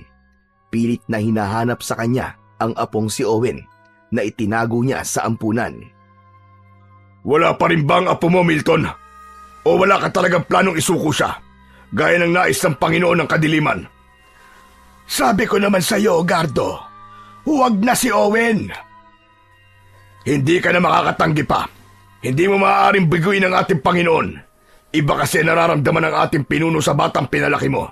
Kaya siya nais niyang maging alay. Teka, Gardo, kung ako na lang kaya ang gawin yung alay, wag na ang apo ko. Anong sabi mo? Gusto mong pagtiyagaan ka ng ating Panginoon? Laso ng dugo mo para sa lahing aswang. Sa kakalahi ka namin. Pareho ang dugo natin. Gaya ng nasabi ko na, hindi ko maaaring maisuko ang aking mahal na apo. Mas mahal mo pa ba siya kaysa sa ating Panginoon? Yung bang ibig mong mangyari? Baka iniisip mo na dahil tumututol ka ay matatapos na ron ang lahat. Kahit saan mo pa itago ang iyong apo, ay matutuntun at matutuntun din siya ng mga kalahi natin. Hindi mo maitatago sa kanila ang iniingatan mong apo. Mahanap at mahanap siya kahit saan. Hindi niyo gagawin yun. Huwag niyong papangasang kunin si Owen. Ako mismo makakalaban niyo pag nagkataon. Kahit magkauri tayo, kaya ko kayong harapin para sa kaligtasan ng aking apo. Masyado mo siyang pinoprotektahan. Pero tignan na lang natin kung hanggang saan na magagawa mo. Hindi mo yata ganap na kilala ang lahi ng aswang na ibig mong kontrain. Para mo na ring hinangad ang maaga mong kamatayan. Sa ampunan, kung saan iniwan at itinago ni Mang Milton si Owen, para sa kanya ay ligtas na lugar yon para sa apo, lalo na't ang ampunan ay katabi ng isang simbahan. Pero madalas ay hindi kagad nakakatulog sa gabi ang bata. Maraming gumugulo sa isipan niya. Kapag nakakatulog naman si Owen, ay nagkakaroon ng panaginip na dati hindi niya napapanaginipan nung naroon pa siya sa bahay ng kanyang lolo Milton. Parang totoong-totoo. Nanaginip na naman ako. Ilang beses na ako nananaginip ng ganun. May mga gustong pumatay kay Lolo Milton ko. Mga kakaibang halimaw. Mga aswang na ayaw siyang tigilan.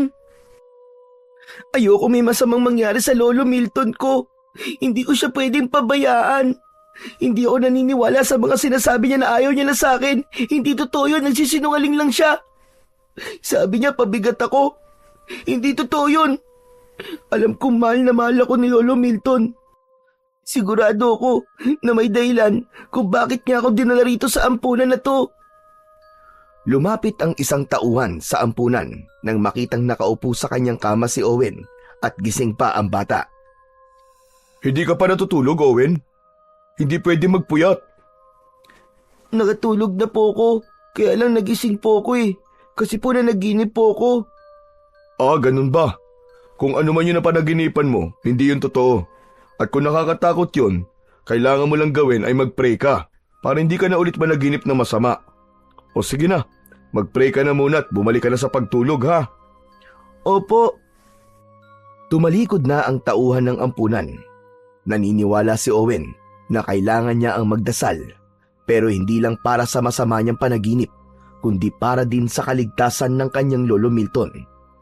Subalit pakiwari niya ay hindi lang basta panaginip yon tungkol sa kanyang lolo, kundi posibleng may katotohanan na nasa panaginip nito. Hindi na dinalaw pa ng pagkakaantok si Owen ng gabing yon, sapagkat tulog na rin ang halos lahat ng mga tauhan sa ampunan, pati ang mga katulad niyang bata na naroon. Nagpasya itong bumaba sa kanyang kama. Marahan ang bawat pagakbang patungo sa pinto. Ibig lumabas ni Owen, at kung magkakaroon siya ng pagkakataon, ay tatakas na rin siya. Sa paglabas ni Owen, ay gano'n na lang ang kanyang pagtataka nang makarinig siya ng kakaibang ingay mula sa labas ng gate ng ampunan. Kakaiba ang mga ingay na yon. Nagdulot yon ng kilabot sa bata. Nais ni Owen na alamin ang pinagmulan ng ingay, kaya sumilip siya sa labas ng gate ng ampunan. May maliit na butas doon na maaaring makita ang sinumang nasa labas. Ganun na lamang ang gulat at agad na kinalibutan si Owen nang makita ang ilang halimaw na nasa harapan ng gate na tila naghihintay ng pagkakataon upang makapasok sa loob. Naku po, hindi ako maaaring magkamali. Mga aswang na nasa labas nitong ampunan. Bakit may aswang na nakarating dito? Hala, anong gagawin ko? Kung gigisingin ko ang mga tauhan dito sa ampunan, baka kung ano mangyari sa kanila. Pero hindi dapat makapasok sa loob ang mga aswang. Kaya lang, anong gagawin ko? Paano ko haharapin ang mga nakakatakot na aswang na to? Umaatungal at naghihintay ng pagkakataon ang mga halimaw kung paano makakapasok sa loob ng ampunan. Subalit, bago pa sila makagawa ng paraan, ay may isa pang aswang ang dumating. Galit ito at planong atakihin ang dalawang aswang na kanina pa nag-aabang sa may gate ng ampunan. Mukhang hindi nila kakampi yung dumating na aswang.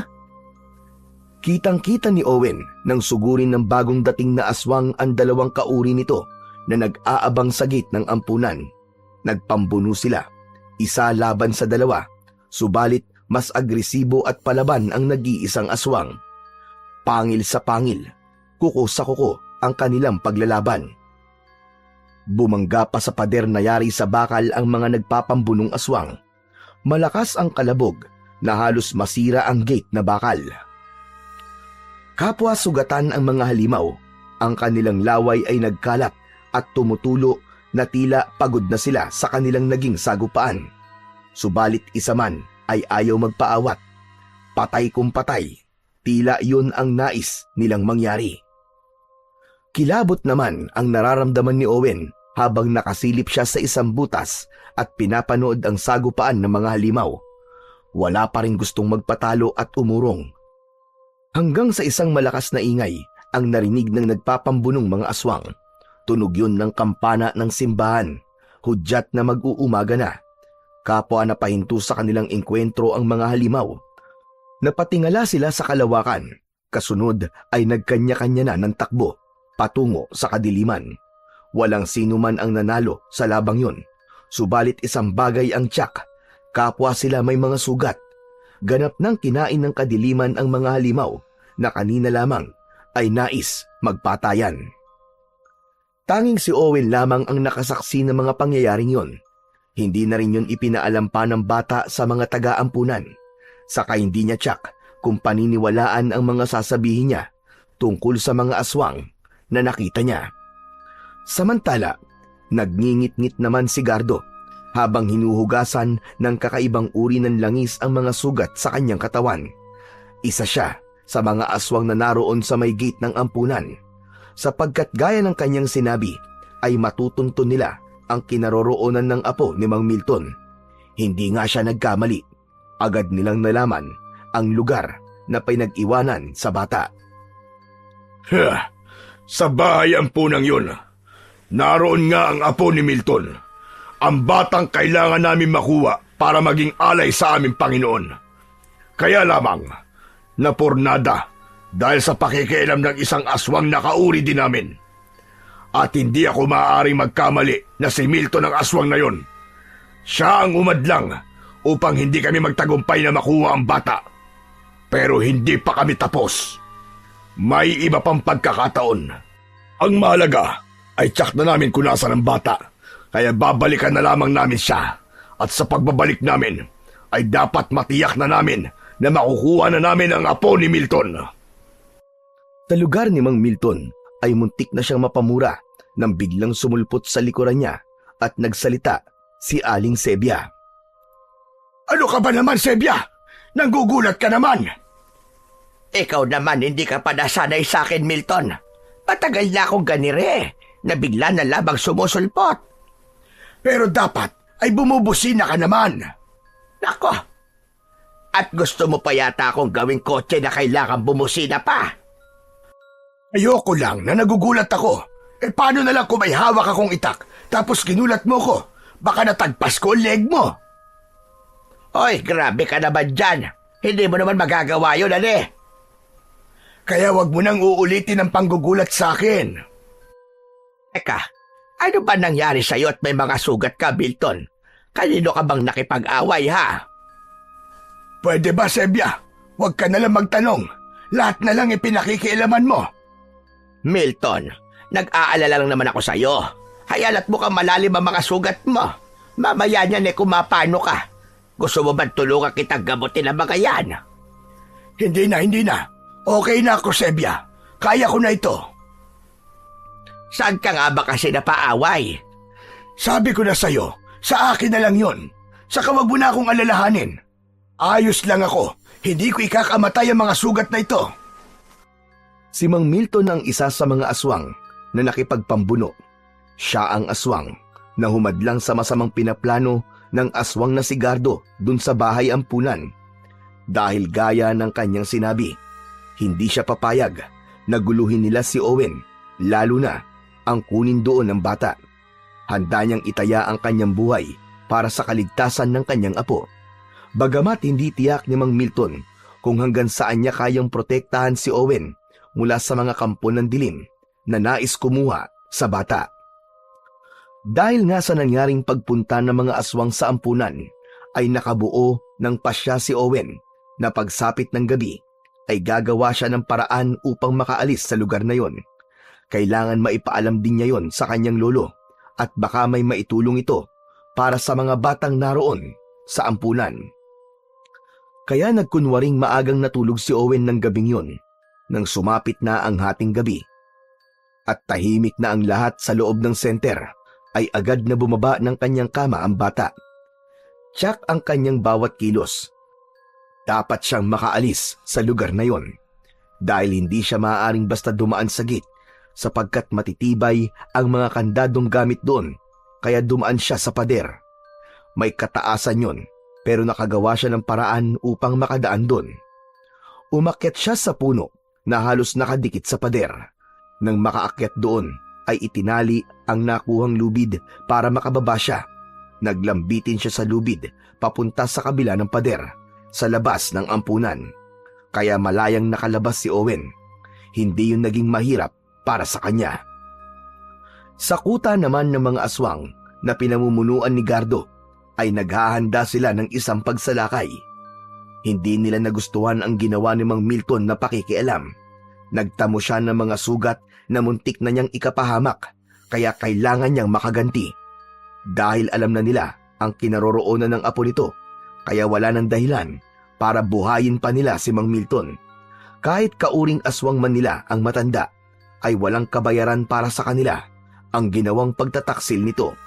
Pagtataksil ang ginawa ng matanda na pag-atake at paghadlang sa kanila para makuha si Owen. Tinawag ni Gardo ang mga kalahi niyang aswang-asbo upang magkakasama silang puntahan at ibigay ang kamatayan kay Mang Milton. Pagkatapos nilang mapatay ang matanda na nagtaksil sa kanila, ay sa kanila babalikan ang ampunan upang kunin doon si Owen. Yun nga lang, wala silang alam na nakatakas na ron ang bata.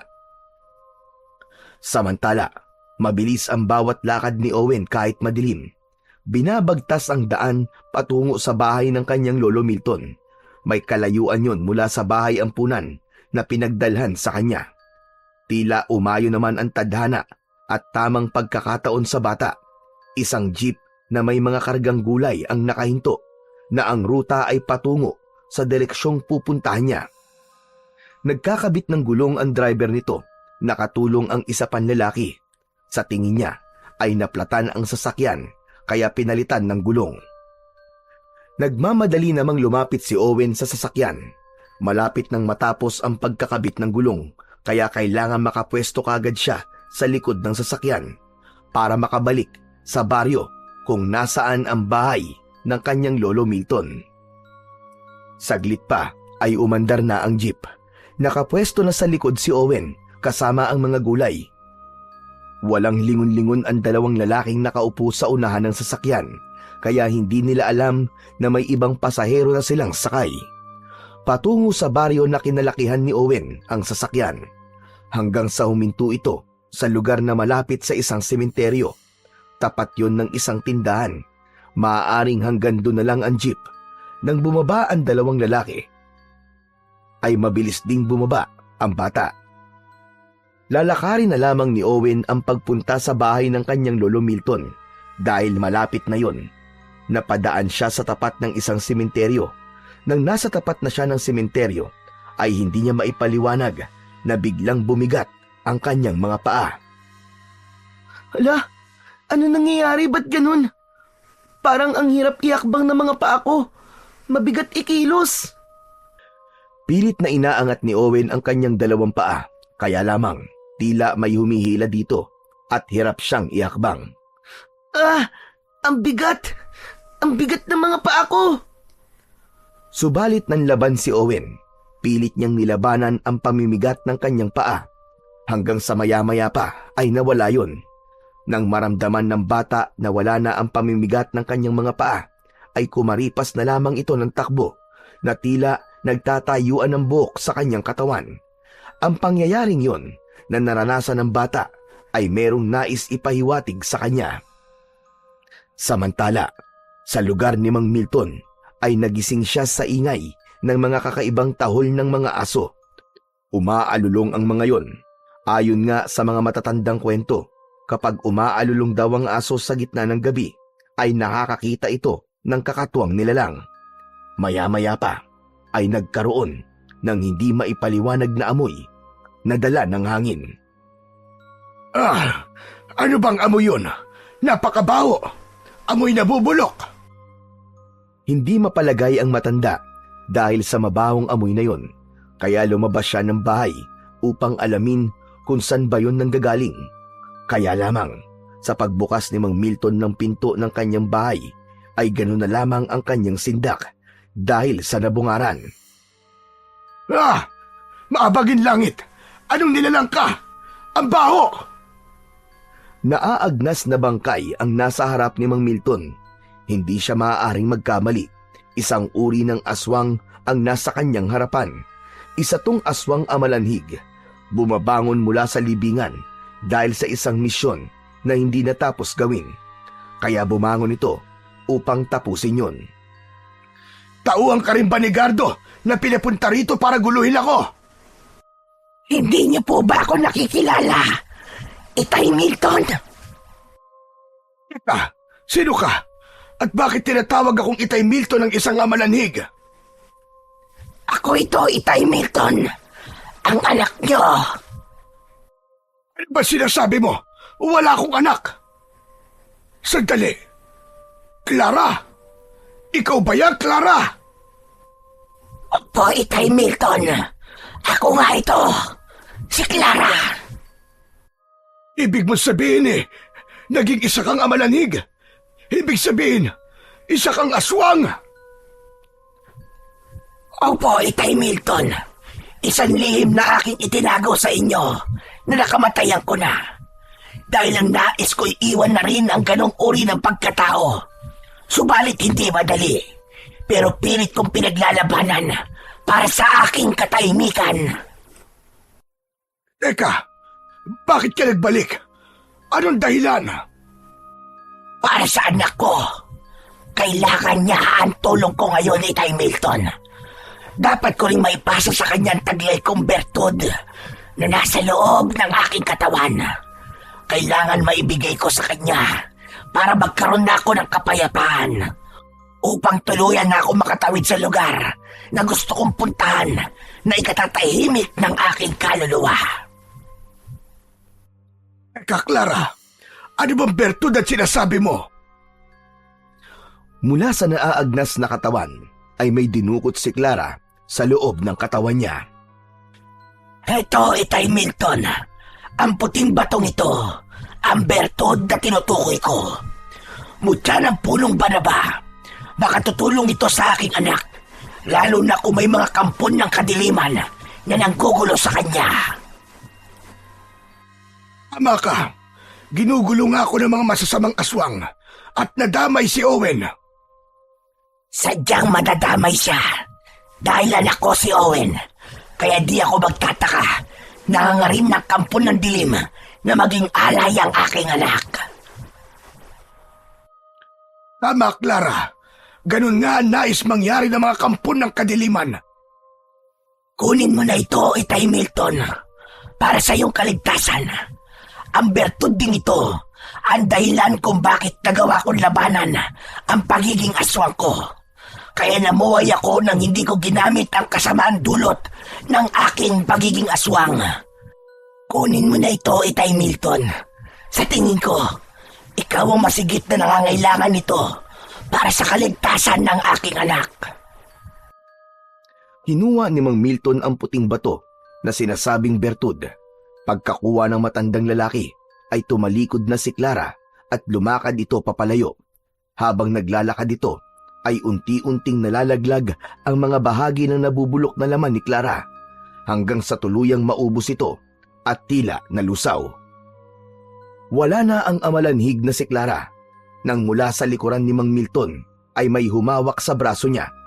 Napapitlag sa pagkakagulat ang matandang lalaki. Ganun na lamang ang pagtataka nang makita niya kung sino ang humawak sa kanyang braso. Owen, apo!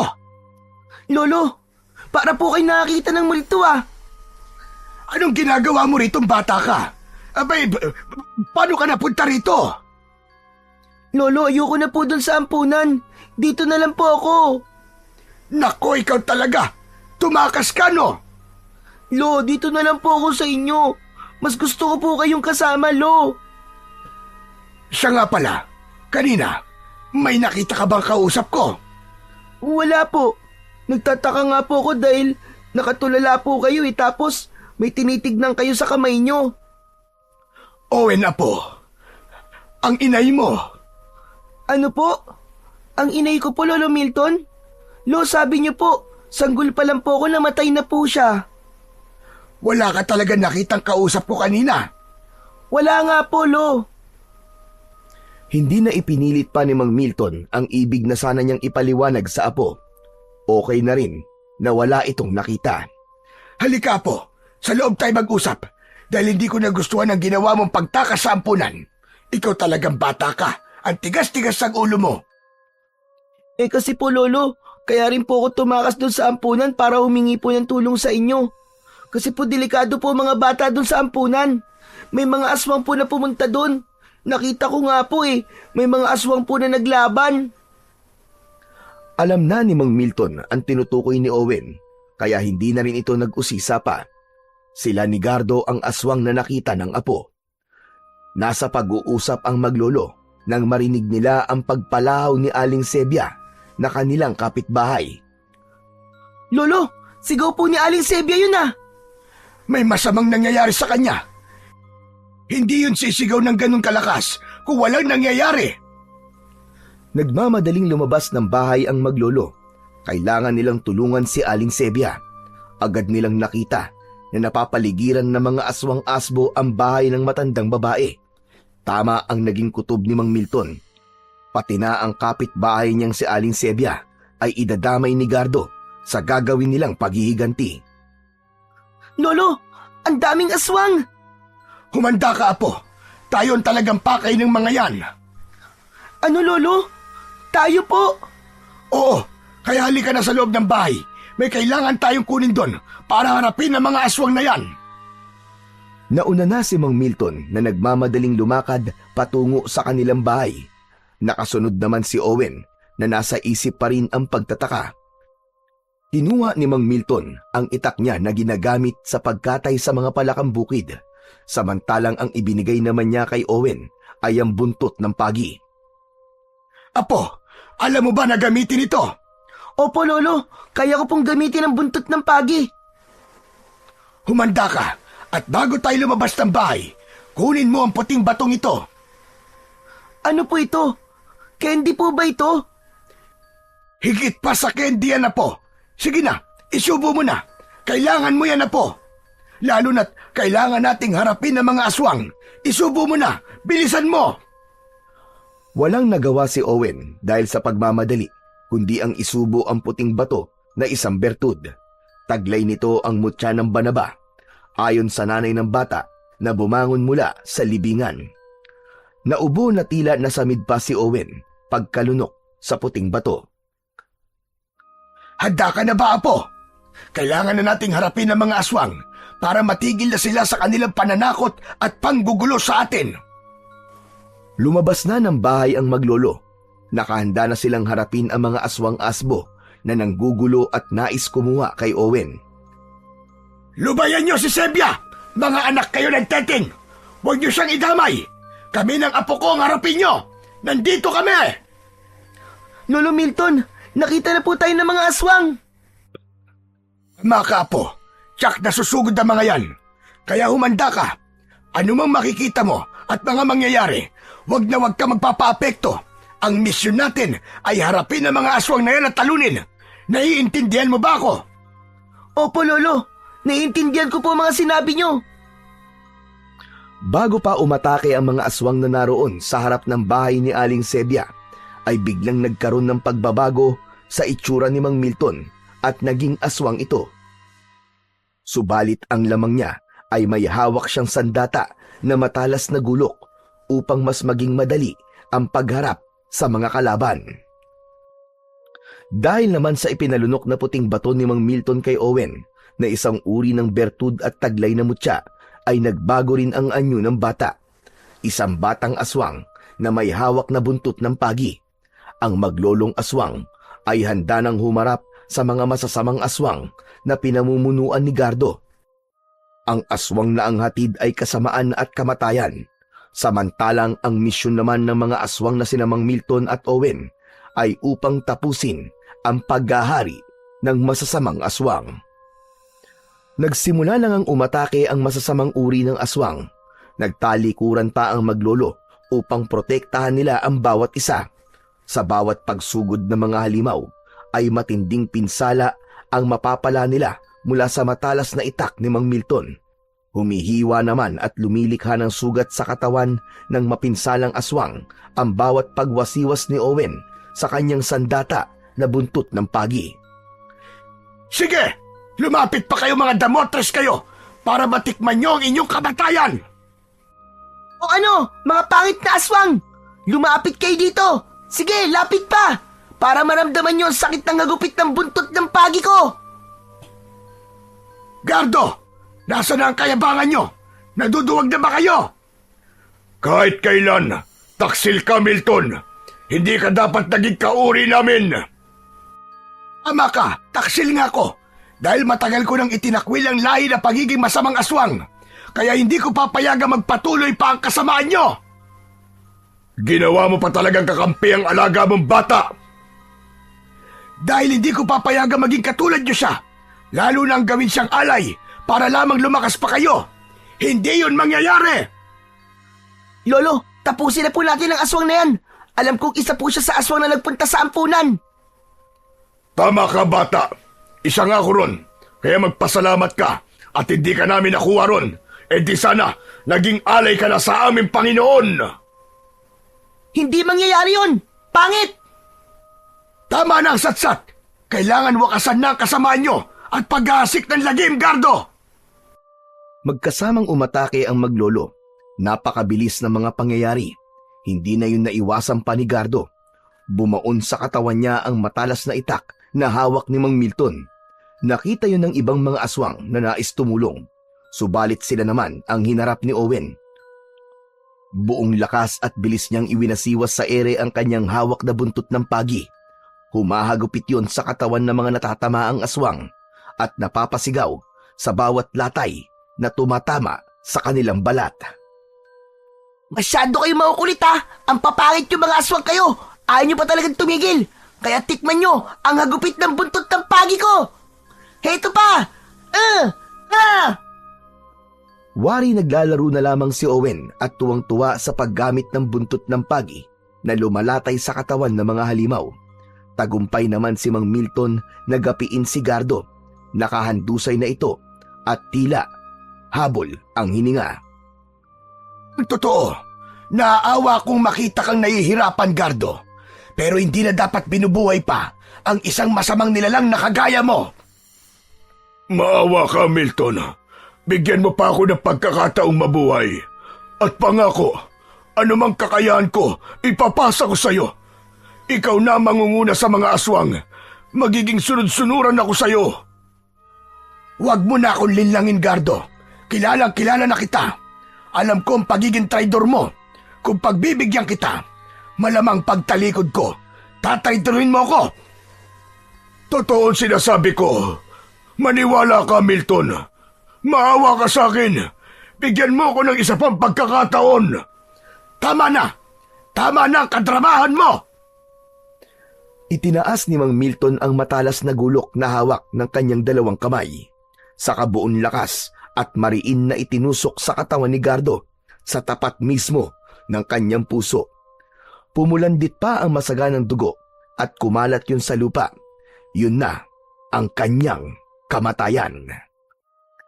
Paalam na, Gardo! Yan na ang katapusan mo! Sa pagkamatay ng kampon ng dilim ay biglang may lumukob na itim na usok sa lugar na kinaroroonan ng mga namatay na aswang. Nabalot ng itim na usok ang lugar. Saglit pa ay unti-unting nawala ang usok. Maging ang mga bangkay na kampon ng kadiliman, pati na si Gardo, ay kasamang tinangay ng usok na yon. Maaaring kagagawan yon ng Panginoon ng kadiliman. Kinuha nito ang kanyang mga kampon. Ngunit kung sakali man na bumumuli ng pangkat ang puwersa ng kadiliman, may magiging katapat na sila at magiging tagapagtanggol ng kapayapaan. Isa ding uri ng aswang.